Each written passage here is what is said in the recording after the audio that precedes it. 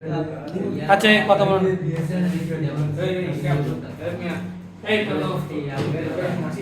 তোমরা কথা বললে ভয়েস শুনতে পারবে না।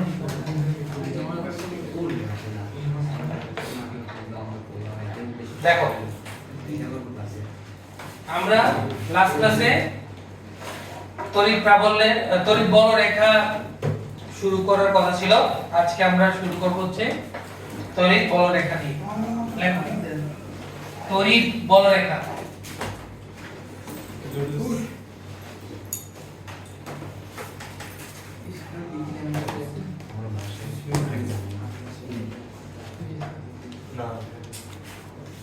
লেখো সবাই লেখো। আমরা শুরু করব হচ্ছে তড়িৎ বলরেখা দিয়ে। তড়িৎ বলরেখা, তড়িৎ বলরেখা, ঠিক আছে? তড়িৎ বলরেখা দিয়ে আমরা শুরু করব। আচ্ছা, তাহলে তড়িৎ বলরেখা জিনিসটা আসলে কি? তড়িৎ বলরেখা হচ্ছে যখন আমি যখন একটা তড়িৎ ক্ষেত্রে মুক্ত আধান রাখবো, তখন ওই মুক্ত আধানটা যে পথে পরিভ্রমণ করবে বলে মনে হয় তাকে আমরা বলবো হচ্ছে তড়িৎ বলরেখা। তাহলে জিনিসটা আসলে কি, যে একটা মুক্ত আধানকে আমি তড়িৎ ক্ষেত্রে স্থাপন করলে, সে যদি কলম কার কাছে আছে, এই কেউ একটা কলম দাও। কার না আমার আর কলম নেই। কলম দাও তো কথা হইছে। কার কাছে কলম থাকে?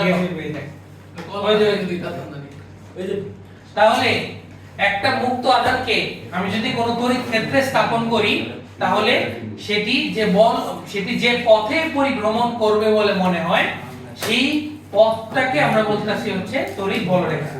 সংজ্ঞা লেখো সবাই, সংজ্ঞা লেখো।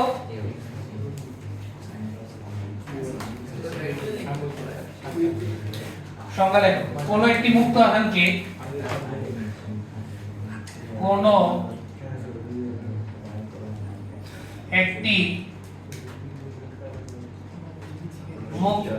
আধানকে তড়িৎ ক্ষেত্রে স্থাপন করলে, তড়িৎ ক্ষেত্রে স্থাপন করলে সেটি যে পথে পরিভ্রমণ, সেটি যে পথে, এই কথা বলো না, দেখো, সেটি যে পথে পরিভ্রমণ করে বলে মনে হয়,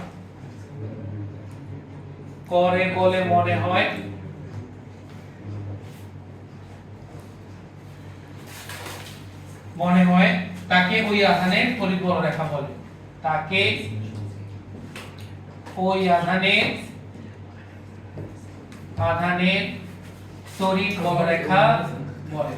তড়িৎ বলরেখা বলে। কোন একটা মুক্ত আধানকে তড়িৎ ক্ষেত্রে স্থাপন করলে সেটি যে পথে পরিভ্রমণ করে বলে মনে হয় তাকে ওই আধানে তড়িৎ বলরেখা বলে। আদৌ কি এই রেখাগুলো কি আমরা পাই? আদৌ কি এই রেখাগুলো দেখা যায়? তাহলে মনে রাখবা যে তড়িৎ বলরেখা হচ্ছে এক ধরনের কাল্পনিক রেখা, ঠিক আছে? তড়িৎ বলরেখা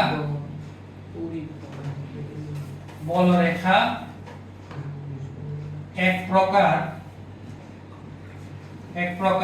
কাল্পনিক রেখা।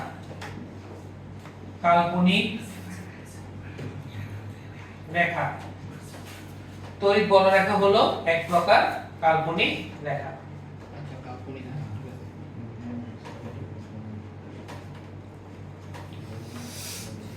তোমাদের কালকের ক্লাস রেকর্ড হবে না কেন ভাই? মোবাইল স্টোরেজ না, তোমরা অনেকে রেকর্ড অনলাইনে তোমার মানে এত কষ্ট করে অনেকে এদিকে এসে ক্লাস করে, আবার অনেকে বাসায় বসে রেকর্ড করে ক্লাস করে, এটা অনলাইন হয়ে যায় ভাই। রেকর্ড করার কারণে তাহলে এই কারণে শুধু আইফোন দিয়ে রেকর্ড করব, পিসিতে করব না, আইফোন ভাই রেকর্ড দিয়ে রেকর্ড ফরওয়ার্ড করে ক্লাস দেন। ইম্পর্টেন্ট আরে ভাই শুধু এটা ফরম্যাট সাপোর্ট করে না শুধু ইম্পর্টেন্ট ক্লাস পেয়ে এটা টেলিগ্রাম গ্রুপ খুলে ওই ক্লাস দিতে ভাই আমরা সাপ্লাই জি ভাই কেন টেলিগ্রাম প্রাইভেট গ্রুপে ম্যানেজ ভাই ভাই আমরা ফেসবুকে দিয়ে দেন ভাই চলে এটা তো যারা ক্লাস করে ভাই তারা লিখে এটা তো চেয়েছি না ভালো না বাইরে বাইরে গ্রুপ খুলে টেলিগ্রাম দেখো কালকে ক্লাস করবো না তারপরে ব্যক্তিগত ভিডিওর মাঝখানে দিয়ে দিয়েছেন আপনি দেখো তড়িৎ বলরেখা হচ্ছে এক প্রকার কাল্পনিক রেখা ক্লিয়ার এবার আসো তড়িৎ বলরেখার বৈশিষ্ট্য তড়িৎ বলরেখার বৈশিষ্ট্য তড়িৎ বলরেখার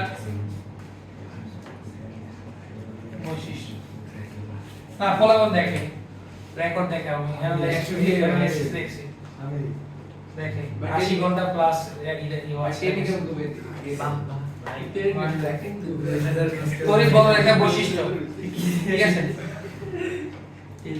ভাই হোয়াটসঅ্যাপ ক্লাস এগুলো পরে তড়িৎ বলরেখার বৈশিষ্ট্য তড়িৎ বলরেখা না ওয়ান শটে আমরা লাইভে নিব আমাদের লাইভ কোশ্চেন করে হ্যাঁ কোশ্চেন করে দেবেন লাইভে হ্যাঁ ভাই থামলে Live চেক এ করেন না ভাই ইউটিউব ভিডিও ভাই আমি কোন পরীক্ষার আগে দিন রাতে বা ওই টাইমে যার যে সমস্যা ভাই আপনি লাইভে বলতে পারবো থামনেলে রিয়েল লিখে আমরা ছবি দিতেন আমরা তো ছবি থাম্বনেলের জন্য নাইনার একজন আছে ও বানাইতেছে মানে বানাইতেছে ভাই পারিশ্রমিক কত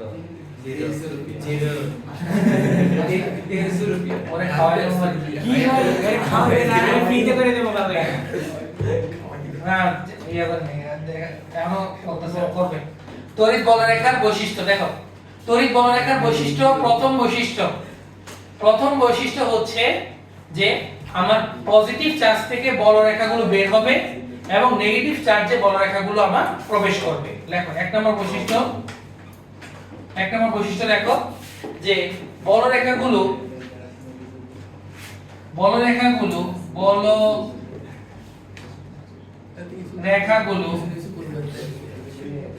ধনাত্মক আধান থেকে ধনাত্মক আধান হতে লম্বভাবে বের হয় এবং ঋণাত্মক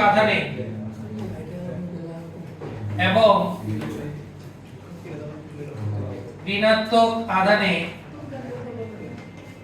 লম্বভাবে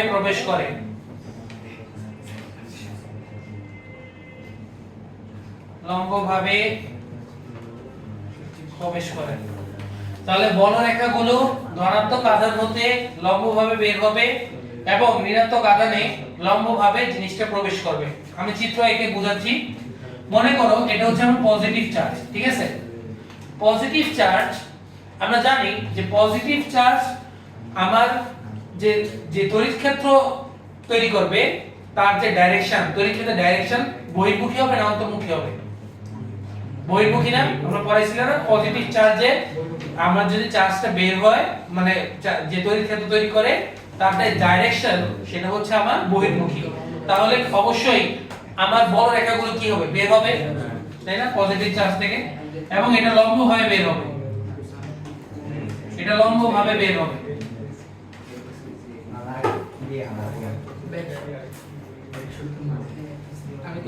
এই তোমার কথা বলছি লম্বভাবে বের হবে এবং ঋণাত্মক চার্জে সেটা কি হবে লম্বভাবে সেটা প্রবেশ করবে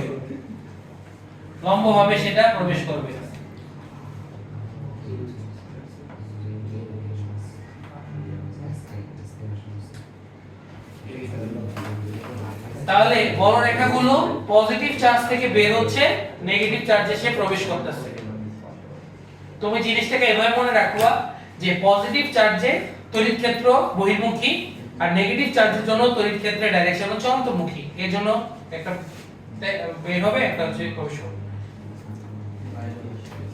এটা গেল প্রথম বৈশিষ্ট্য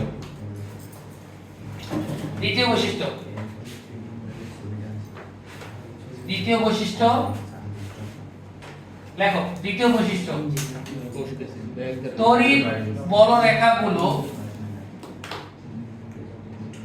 তড়িৎ বলরেখা গুলো স্থিতিস্থাপক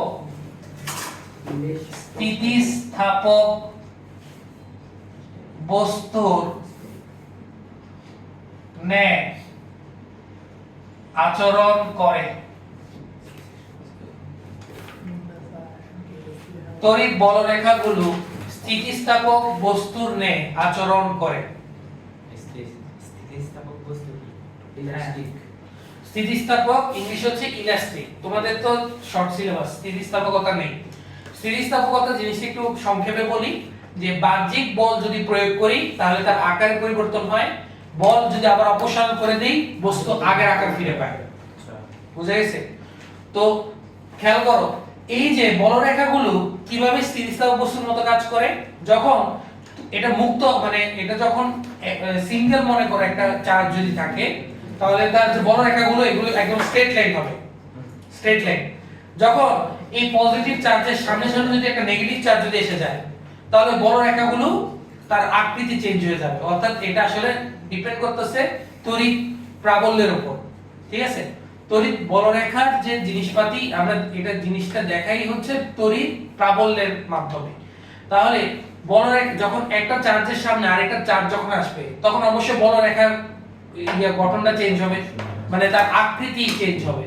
আবার যখন দুইটা চার্জ আমরা দূরে দূরে নিয়ে যাই তাহলে বলরেখাগুলো আবার স্ট্রেট লাইন হয়ে যাবে, সোজা সোজা হয়ে যাবে। তো এই জিনিসটা এখানে বুঝাইছে আর কি, যে তড়িৎ বলরেখাগুলো আমার স্থিতিস্থাপক ইলাস্টিসিটি ইলাস্টিক জিনিসপাতির মতো কাজ করবে আর কি। এটা গেল 2 নাম্বার। ঠিক আছে? ক্লিয়ার? সমস্যা আছে? না ভাই ক্লিয়ার। আচ্ছা 3 নাম্বার। 3 নাম্বার তড়িৎ বলরেখাগুলো বা বলরেখাগুলো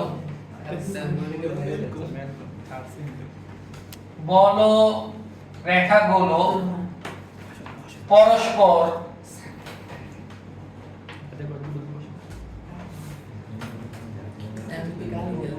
লেখো বলরেখাগুলো পরস্পর পার্শ্বচাপ দেয়। বলরেখাগুলো পরস্পর পার্শ্বচাপ দেয়।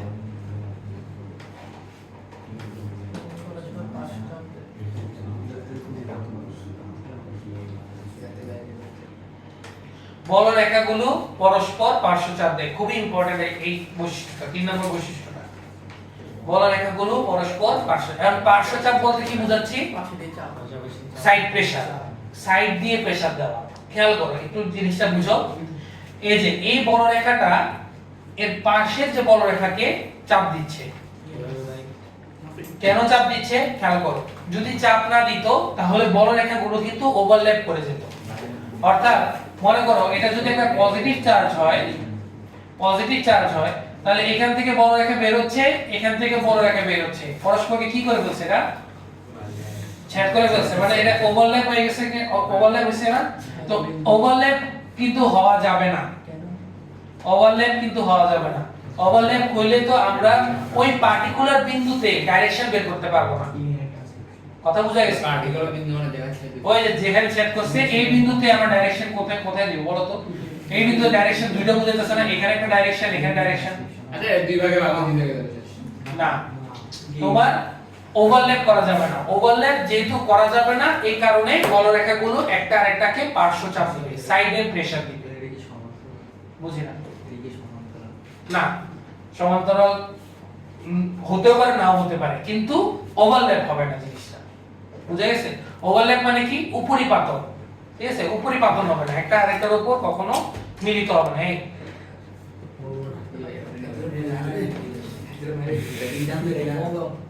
বলরেখাগুলো পরস্পর, এই এখানে মনোযোগ দাও। বলরেখাগুলো পরস্পর পার্শ্বচাপ দেয়, ফলে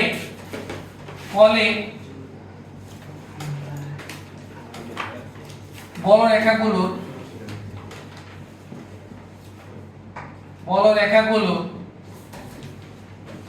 উপরিপাতন হয় না। উপরিপাতন হয় না। বলরেখাগুলো পরস্পর পার্শ্বচাপ দেয়, ফলে বলরেখাগুলো উপরিপাতন হয় না।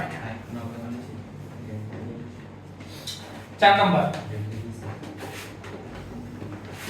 4 নাম্বার খুবই সহজ জিনিস, ঠিক আছে। 4 নাম্বার খুবই সহজ জিনিস, সেটা হচ্ছে আধানের মান যত বড় হবে বলরেখার বিস্তৃতি তত বেশি। অর্থাৎ আমরা জানি যে আধানের মান যত বড় হবে তড়িৎ ক্ষেত্রের তোমার যে আধিপত্য বা বিস্তার তত বেশি, তাহলে বলরেখা তত কি হবে, বিস্তৃত হবে না। তো সেটা বোঝাচ্ছে যে আধান যত বড় হবে, আধান যত বড় বলরেখাগুলো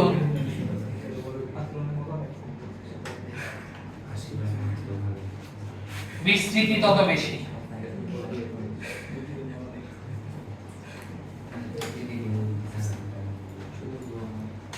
আধান যত বড় বলরেখাগুলোর বিস্তৃতি তত বেশি।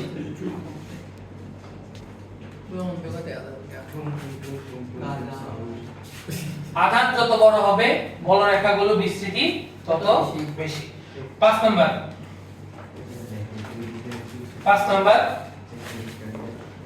খেয়াল করো, আধান আমরা তড়িৎ ক্ষেত্র দিয়ে আরেকটা জিনিস জানি যে আধান থেকে যত দূরে যাওয়া হয় আমার প্রাবল্যের মান তত কি হতে থাকে, কমতে থাকে। তো এই জিনিসটা এখানেই বোঝাচ্ছি ঘনত্ব দ্বারা। অর্থাৎ আধান থেকে আমি যত দূরে যাব বলরেখাগুলোর যে ডেনসিটি, এই ডেনসিটির মান কিন্তু কমতে থাকবে। আর আধানের যত কাছে যাব বলরেখার কিন্তু ডেনসিটি তত বাড়তে থাকবে। তো এই জিনিসটা এখানে বলা হয়েছে যে আধান থেকে যত দূরে, আধান থেকে যত দূরে বলরেখাগুলোর ঘনত্ব তত কম, বলরেখাগুলোর ঘনত্ব তত কম। আর আধানের যত কাছে বলরেখাগুলোর ঘনত্ব তত বেশি, বলরেখাগুলোর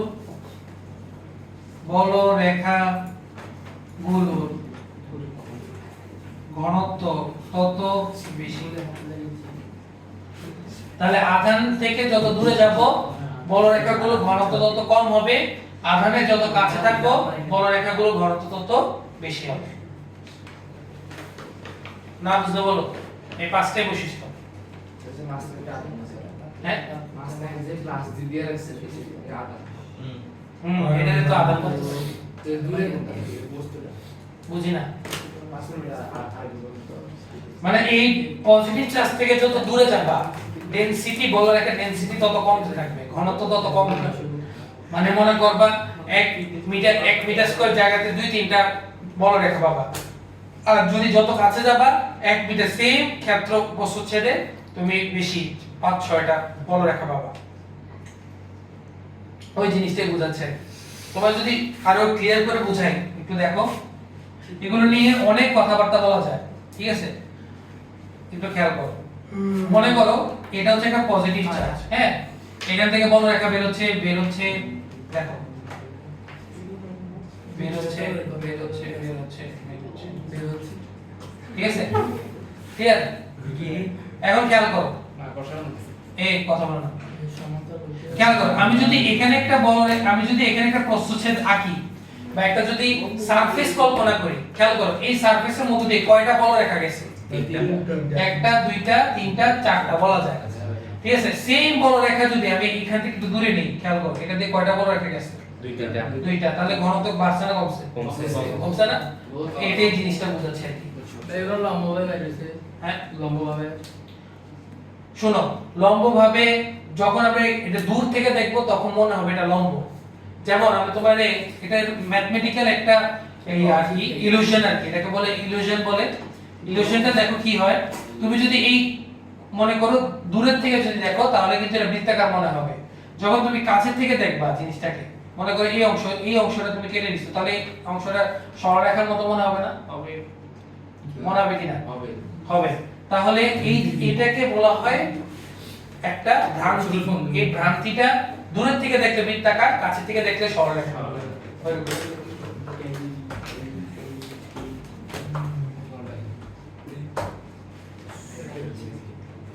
ক্লিয়ার? সমস্যা আছে না? এবার আসো, এগুলো মুছে দেই সব।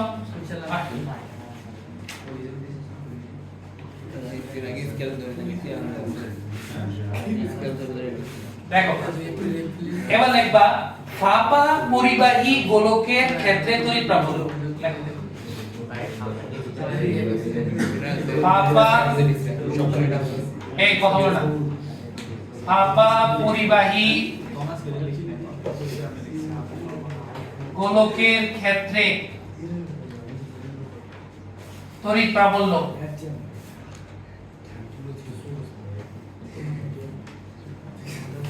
লেখো ফাঁপা পরিবাহী গোলকের ক্ষেত্রে তড়িৎ প্রাবল্য।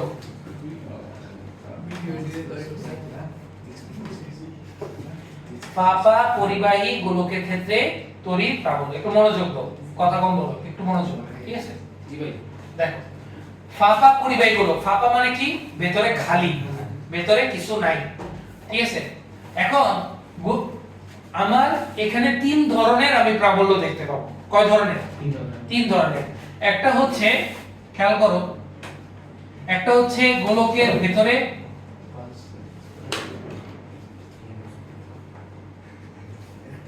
খেয়াল করো, একটা হচ্ছে গোলকের ভেতরে অভ্যন্তরে, একটা হবে গোলকের পৃষ্ঠে, পৃষ্ঠে, আর একটা হবে পৃষ্ঠের বাইরে। তাহলে এখানে তিনটা কেস তৈরি হবে, তিনটা কেসে আমরা প্রাবল্য দেখব এবং খুবই মজার জিনিস, একটু মনোযোগ দিলে অনেক ভালো লাগবে। এক নাম্বার গোলকের অভ্যন্তরে, গোলকের অভ্যন্তরে দেখো, এগুলো নিয়ে আলোচনা করবো, একটা ম্যাথ করব, ক্লাস শেষ, ঠিক আছে? দেখো গোলকের অভ্যন্তরে, তাহলে গোলকের অভ্যন্তরে যদি আমি একটা পজিটিভ চার্জ রাখি, খেয়াল করো, গোলকের অভ্যন্তরে আমি যদি একটা কি রাখলাম, পজিটিভ চার্জ যদি রাখি, এই যে পজিটিভ চার্জ রাখলাম। এখন খেয়াল করো, আমার তো গোলকটা নিউট্রাল চার্জে পূর্ণ ছিল না, গোলকে তো কোনো চার্জ ছিল না, অর্থাৎ গোলকের মানে পৃষ্ঠে plus minus plus minus plus minus plus minus plus minus plus minus সব কি ছিল আমার? নিউট্রাল চার্জ না, জোড়ে জোড়ে পজিটিভ নেগেটিভ। তো এগুলোকে আমরা কি বলি? নিউট্রাল চার্জ, যেখানে সমান সংখ্যক প্রোটন সমান সংখ্যক ইলেকট্রন থাকে। এবার খেয়াল করো, আমার সেন্টারে একটা পজিটিভ চার্জ আছে, এই পজিটিভ চার্জকে নিষ্ক্রিয় করতে হবে না? জিনিসটাকে যদি সাম্যাবস্থায় আনতে হয় তাহলে কি করতে হবে? নিষ্ক্রিয় বা নিউট্রাল করতে হবে। তো নিউট্রাল করার জন্য কি আসবে? পজিটিভ চার্জকে নিউট্রাল করতে হবে, নেগেটিভ চার্জ আসবে। তো এখান থেকে ইলেকট্রন আসলো, এখান থেকে আসছে, প্রত্যেকটা থেকে ইলেকট্রন আসবে। ইলেকট্রন আসলে না এখানে পজিটিভ চার্জ আমরা চার্জ দিতে দিব। হ্যাঁ, এটাই তো চাচ্ছি আমরা। তাহলে খেয়াল করো, এখান থেকে কি আসবে? আবার নেগেটিভ চার্জ আসবে, সব থেকে কি আসবে? আবার নেগেটিভ চার্জ আসবে। তো নেগেটিভ চার্জ আসলে ওই পৃষ্ঠের মধ্যে কি রেখা যাবে? পজিটিভ চার্জ রেখে যাবে না? বাকি কি থাকবে? Positive charge. তাহলে এটার পরবর্তী রূপ এটা হবে না? খেয়াল করো তো, এই কথা বলতে মানা করছি, কি থাকবে এখানে? দেখো তাহলে প্লাস মাইনাস করলাম নেগেটিভ চার্জ, আর এখানে শুধু কি থাকলো? আমার পজিটিভ চার্জ রইল। আরে বাইরে থেকে পজিটিভ দিলে ভিতরে না দিয়া বুঝি না, ভিতরে তো সমস্যা কি? আমি তো পৃষ্ঠে বুঝেছি, সমস্যা নেই। আচ্ছা ভাই, এতটি ইলেকট্রন দিলে কিভাবে বলে একটা আমি কি বলছি এখানে একটাই পজিটিভ চার্জ আছে? এখানে তো পজিটিভ চার্জ অনেক কিছু থাকতে পারে। বুঝছো কি না? এটা বুঝলে হবে। এন এন সংখ্যক মানে ইয়া করা লাগবে না। গোলকের ভিতরে নিউট্রাল হয়ে যায় আর বাইরে থাকে পজিটিভ চার্জ। মানে নিউট্রাল করে ফেলছে জিনিসটাকে, নিউট্রাল করলে আর শুধু পজিটিভ চার্জ থাকে। ঠিক আছে। তাহলে খেয়াল করো, এই যে পজিটিভ চার্জ, একটু মনোযোগ দিন, এই যে পজিটিভ চার্জ, এই পজিটিভ চার্জ থেকে বল রেখা বের হবে অবশ্যই। তাহলে একটু খেয়াল করো, আঁকবা নাকি আগে বুঝো। এখান থেকে বল রেখা বের হলো, এখান থেকে বল রেখা বের হলো, এখান থেকে বল রেখা বের হলো, বল বের হলো, ঠিক আছে? প্রত্যেকটা থেকে বল রেখা বের হলো, বের হয়েছে, তাই না? এবার খেয়াল করো, ভিতরে বল রেখা অবশ্যই বের হবে না, মানে এই সাইডে তো বল রেখা বের হবে, চার্জে তো চার পাশ থেকে বল রেখা বের হয়। তাহলে এখানেও বল রেখা বের হয়েছে, এখানেও বল রেখা বের হয়েছে, এখানেও বের হয়েছে, এখানেও বের হয়েছে, বের হয়েছে। দেখো কিন্তু এখানে একটা জিনিস দেখো, এখানে খেয়াল করো, এই একটা একটা কি করে ফেলবে? নিউট্রাল করে দিবে না?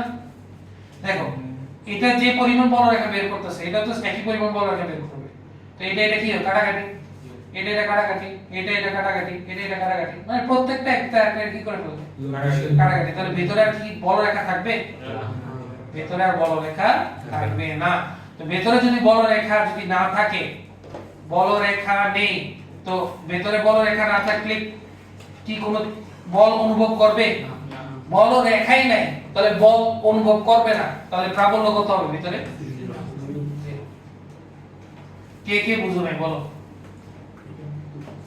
আচ্ছা বড় রেখা কাটাকাটি করে বলরেখা একটা আরেকটাকে আসলে কাটাকাটি করে না, এটা বোঝানোর জন্য বলছি। ভিতর জিনিসটা হচ্ছে বলরেখা ভেতরে প্রবেশই করে না। কথা বোঝা গেছে কিনা? কারণ কি, বলরেখা যদি প্রবেশ করতো তাহলে বলরেখা আগে দেখবে যে ওভারল্যাপ হচ্ছে কিনা কোথাও। ওভারল্যাপ যেখানে হবে সেখানে বলরেখা ঢুকবে না।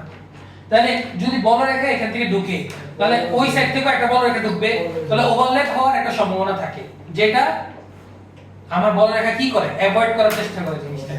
এই কারণে বলরেখা ঢুকবেই না, এই কারণে বলরেখা নেই, বাইরে শুধু বাইরে যাবে। ইয়েস, বাইরে তো কাটাকাটি করে, ওভারল্যাপের তো কোনো সিস্টেম নেই।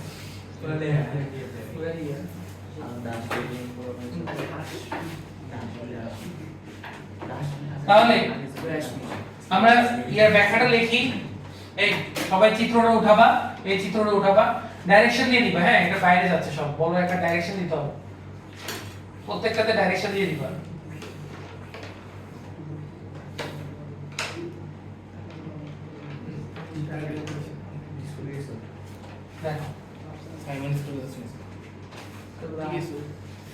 দেখো লেখো, গোলাকার ফাঁপা পরিবাহীতে, গোলাকার ফাঁপা পরিবাহীতে, পরিবাহীতে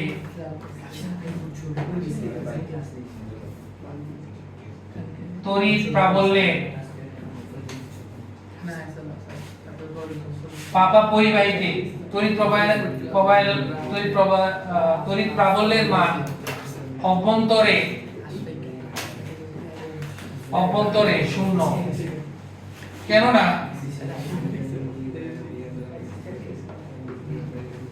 দেখো, কেননা গোলাকার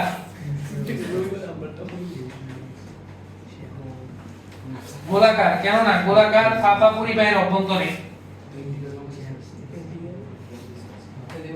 গোলাকার ফাঁপা পরিবাহীর অভ্যন্তরে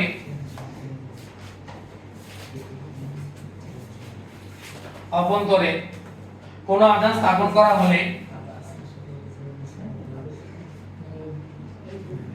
কোন আধান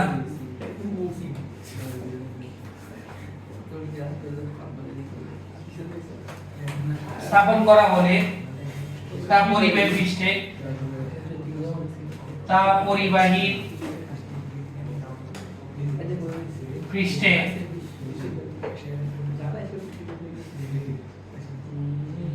সুষমভাবে ছড়িয়ে পড়ে।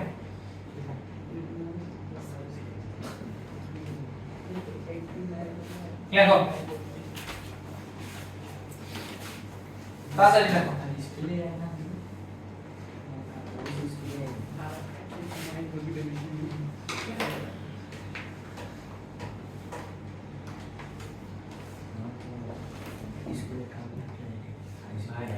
বলো, কাজ করতে পারেন তো, একটা মাইক কিনে ফেলো না পরামর্শ শোনা যাবে, তোমরা কথা না বললে হয়।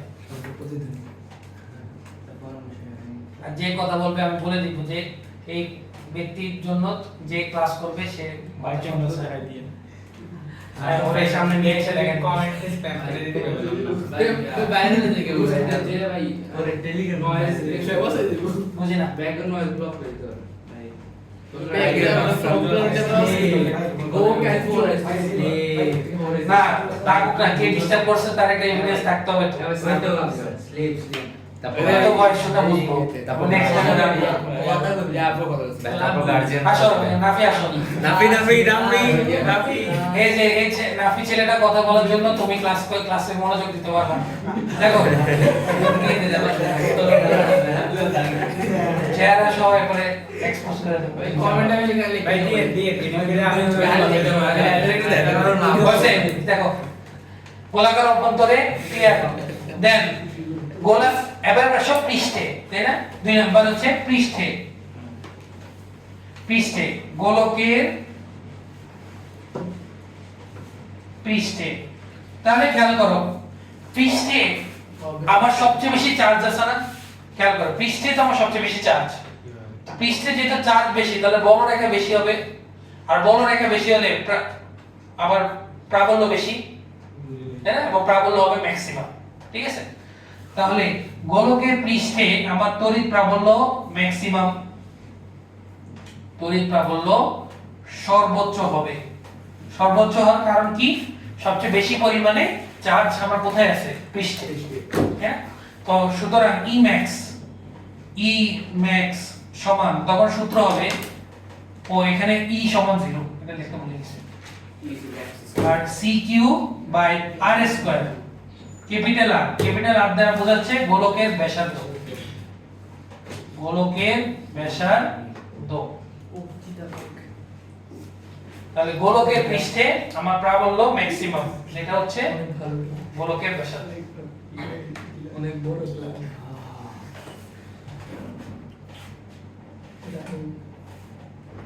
অনেক বড় ক্লাব অনেক বড় ক্লিয়ার 2 নাম্বার জি ভাই শেষ এবার 3 নাম্বার 3 নাম্বার হচ্ছে পৃষ্ঠের বাইরে পৃষ্ঠের কোথায় পৃষ্ঠের বাইরে আমি চিত্রটা আঁকি এটা তো হয়ে গেছে খেয়াল করো তাহলে এখানে যদি আমি একটা গোলক আঁকি সেন্টার থেকে ব্যাসার্ধ r এ ই হচ্ছে আমার ম্যাক্সিমাম এটা আমরা জানি আবার সেন্টার থেকে মনে করো স্মল r ডিসটেন্স দূরত্বে আমি প্রাবল্য বের করতে চাচ্ছি ঠিক আছে এখানে আমার একটা মেইন চার্জ আছে পজিটিভ তাহলে এই প্রাবল্যটা আমার কত হবে তড়িৎ প্রাবল্য ই সমান তড়িৎ প্রাবল্য ই সমান CQ by small r square এর কোনো ডিফারেন্স নাই সেম তাহলে rটা কি rটা হচ্ছে কেন্দ্র থেকে কেন্দ্র হতে বিন্দু দূরত্ব কেন্দ্র হতে বিন্দুর দূরত্ব শেষ এই তিনটা স্টেপ মনে রাখলে আমাদের ম্যাথ হয়ে যাবে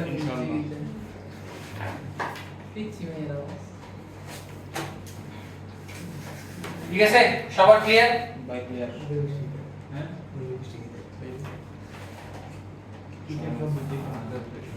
আশা করি কোনো সমস্যা নেই আমরা ম্যাথ দেখি ভাই আসামি বাগের আরে যাবে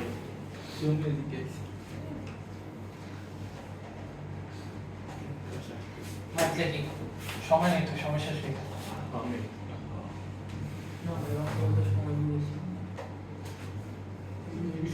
যারা লেখছো তারা কোশ্চেনটা লেখো ভাইয়ের সাথে সাথে একটি ফাঁপা গোলাকার পরিবাহী একটি ফাঁপা একটি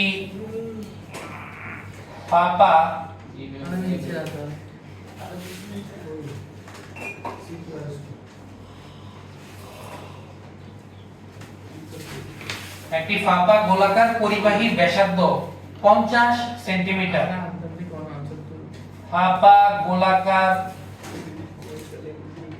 পরিবাহীর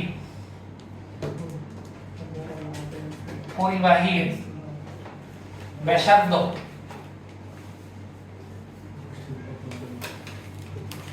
ব্যাসার্ধ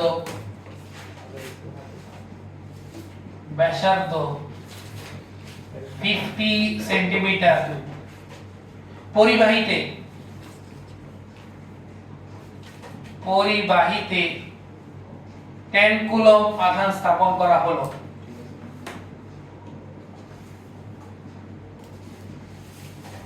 আধান স্থাপন করা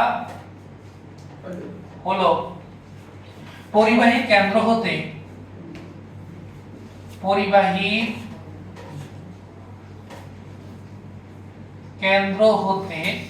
এক নম্বর কোশ্চেন 40 সেন্টিমিটার দূরে। 2 নম্বর কোশ্চেন পরিবাহী পৃষ্ঠে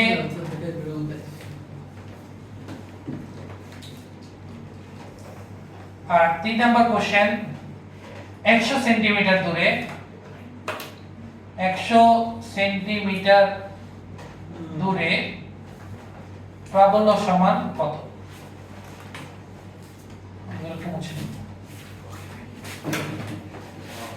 এটাই আমার কোশ্চেন, চিত্র এটাই, আমি যেটা এঁকে রাখছি আগে থেকে এটাই চিত্র।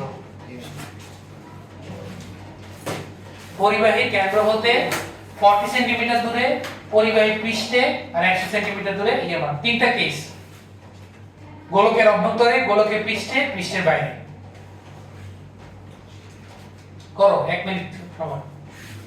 পরীক্ষা হতে এই এটা তো করে আমি তো বুঝিয়ে দিছি, সূত্রমান বসালে তো শেষ। সেমন বাপ মেশিনে বাপ মেশিন দিবাতে বাইরে চলা দূরে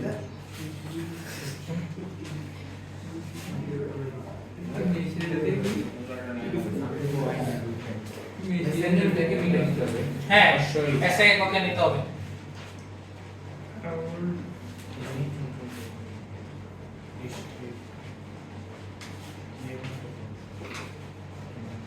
ভাই প্রথমটা হলো 5.625 ইনটু 10 টু দি পাওয়ার 11 প্রথমটা 0 এই গোলকের অভ্যন্তরে না আমার ব্যাসার্ধ কত? ব্যাসার্ধ হচ্ছে এই যে আমি চিত্র দেখে রাখছি, ব্যাসার্ধ 50 সেন্টিমিটার আর আমার সেন্টার থেকে কত বলছে? এই যে মনে করো 40 সেন্টিমিটার, এই কইছে সেকেন্ডের 40 সেন্টিমিটার, তাহলে গোলকের অভ্যন্তরে না জিনিসটা। তাহলে এক নাম্বার তো যেহেতু 40 centimetre is less than r, ব্যাসার্ধ থেকে যেহেতু ছোট, সুতরাং e এর মান 0, এটা ডাইরেক্ট লেখা যায়। 2 নাম্বার বলছে পরিবাহী পৃষ্ঠে, তাহলে r এর মান হচ্ছে আমার 50 সেন্টিমিটার, যেটা হচ্ছে 0.5 মিটার। সুতরাং Emax সমান হবে CQ by capital R square. C এর মান হচ্ছে 9 into 10 to the power 9, Q হচ্ছে 10, 0.5 whole square 3.6 newton per coulomb. তাহলে এটা আসে কত? কত 3.6 into 10 into the power 11 newton per coulomb. এটা হচ্ছে आंसर, এটা হচ্ছে answer. Then 3 number small r এর মান কত দিছে? 100 সেন্টিমিটার, যেটা হচ্ছে আমার 1 মিটার। সুতরাং E is equal to CQ by R square, তাহলে 3 into 10 to the power 9 into 10 to the power 9, Q এর মান কত? 10 আর R এর মান হচ্ছে 1 স্কয়ার, তাহলে 9 into 10 to the power 10 Newton per coulomb. এটাই এই ম্যাথের आंसर। আসসালামু আলাইকুম। তো আজকে এতটুকুই।